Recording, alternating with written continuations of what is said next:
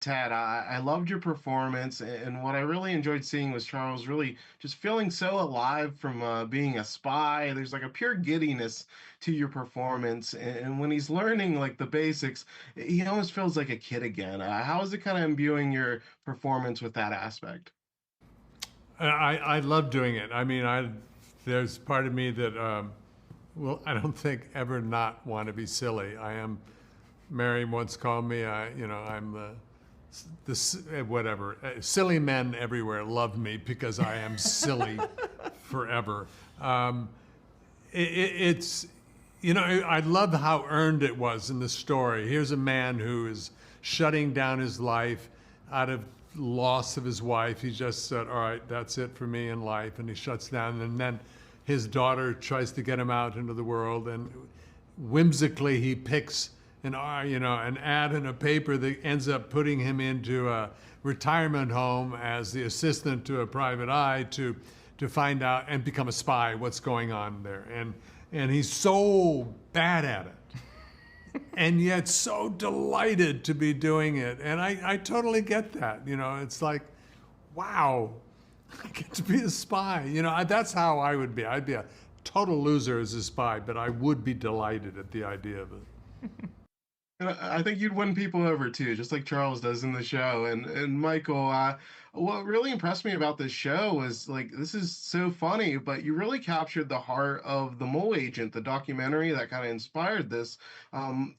Especially as the show goes along, you're really tugging on my heart as the show is going on. How was it like, really earning those emotional payoff that you get to later in the show? Well, I'm glad you think that because that was the goal. The documentary was very special, I think, because it's broadly comic idea, and then as it goes along, it starts to really get serious and in depth about a lot of really serious things about aging and memory loss and death and a lot of the realities, the practical realities of being in your 70s, 80s, 90s. And I thought, well, the real trick here would be to make a series that gives you all of the same feelings. And that was always our North Star. That's how we navigated in the writer's room was we want people to feel the same way when they watch the show that they felt when they watched the documentary. And so that meant, not shying away from that stuff. Like, we're gonna run right at it. We're gonna do stories about memory loss and even death and tricky relationships and what it means to get older.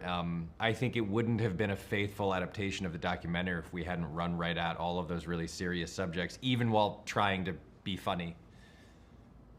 Yeah, you guys balanced it spectacularly. And Tad, I wanted to ask you about Stephen McKinley Henderson, because you share some really powerful scenes together later on.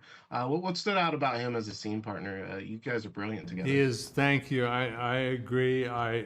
From the moment we met and locked eyes, he's one of those actors that is he doesn't have an untruthful bone in his body. And as an actor, you just fall into him. It's so easy to work together, and I just couldn't. We knew our lines, kind of.